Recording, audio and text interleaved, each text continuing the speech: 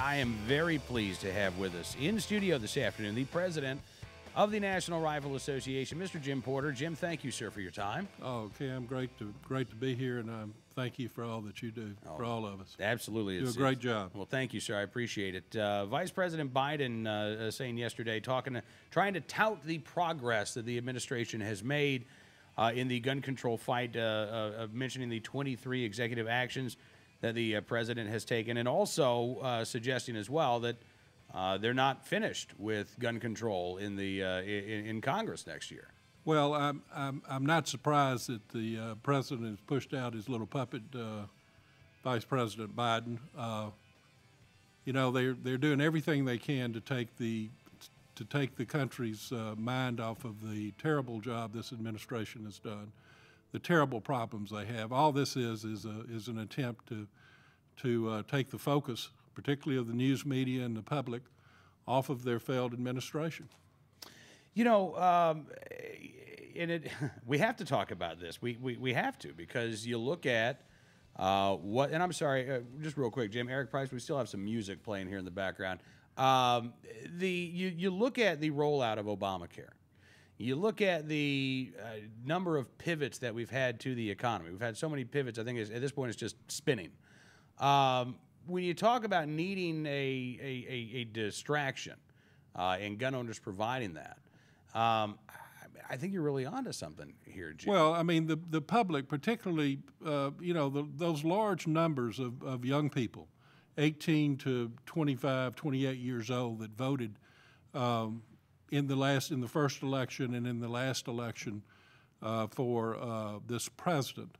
They have come to realize that they've been fed, you know, just a bunch of garbage, and you can see that in his numbers. You can see in the loss of support of the voting public in those age brackets. I mean, it's absolutely amazing. You look at the other statistics. There is no interest. There is no public will for any more gun control, and there's very little political will for that. You know, there's a new poll out by CNN we talked about today showing support for gun control at near historic lows, according to CNN. Also, a new poll out from Harvard showing support by millennials for President Obama is really cratering, particularly among 18 to 24-year-olds, which coincidentally or not, Jim, this is an age group. Harvard says, you know, this is an age group that they oppose NSA spying. They're not pleased with the Obamacare rollout. I've seen a number of polls, both the Virginia exit polls this last election race, a poll in Wisconsin a couple of years ago, indicating that among young voters, support for the right to keep and bear arms is actually really high, and support for gun control is really low. And this is something else that I think the Harvard study didn't really get into, or the Harvard poll didn't get into, but it absolutely is true among young voters. Well, I mean, the chickens have come home to roost about this administration and their totally failed policies. They've been untruthful and uncandid to these young people on every aspect of what their administration policies are. They were untruthful about the Obamacare rollout. You look at they lost tons of goodwill in all age brackets on the Internal Revenue Service records fiasco and targeting. And I think they've come to realize people are not interested in this government going into their records. That's why we are so concerned about everything that they're doing to register people in firearms. Even when you go to register for Medicare or under these new programs, they ask intrusive questions about that they have no business asking. They invade your privacy, and they also are asking questions about whether or not you have firearms at homes, things of that sort. And I think people have finally caught on and finally come to realize that what we have been telling the public since 1968 is, you know, we don't need government in our lives. We don't need government to control what we do, particularly our Second Amendment rights, as well as our First Amendment rights. And people have finally come to understand that. We have been concerned about registration since 1968.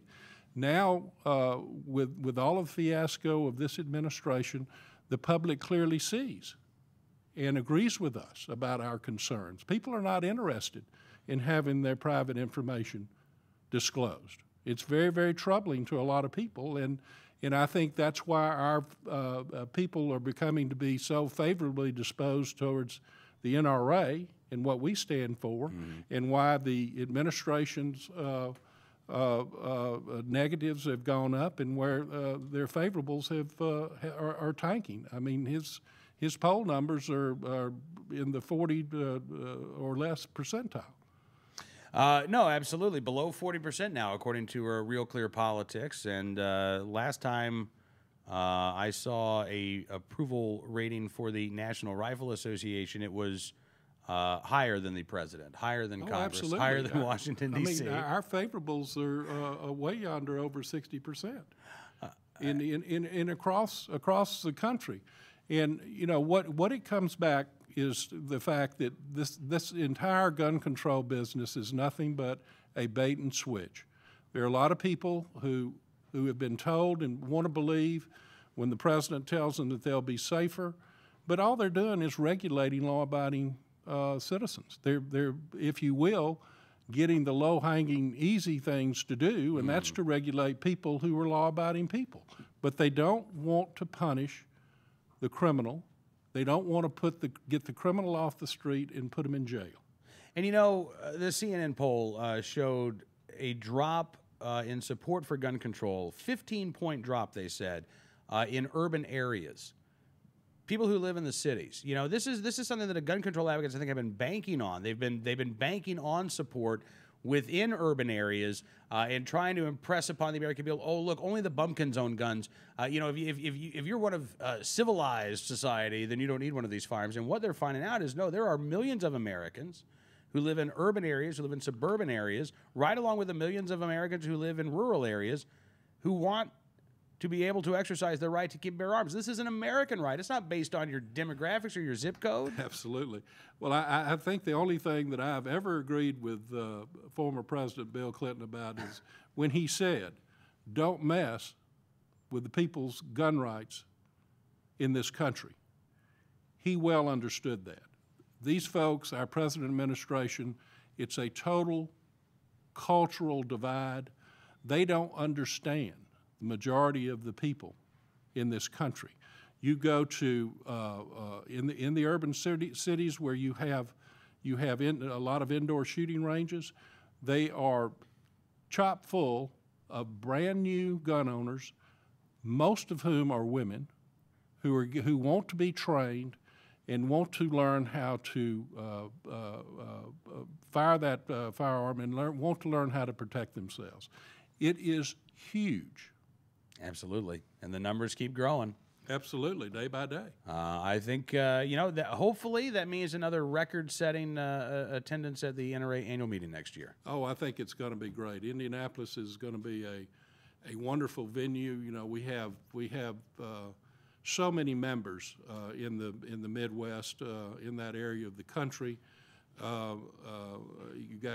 We've got thousands and hundreds of thousands of members in Indiana, in Ohio, in Michigan, Iowa, all the adjoining states, Kentucky, Pennsylvania, and it's going to be right in the heartland of this country, and it's where it ought to be because the NRA and its members are the heartland of this country.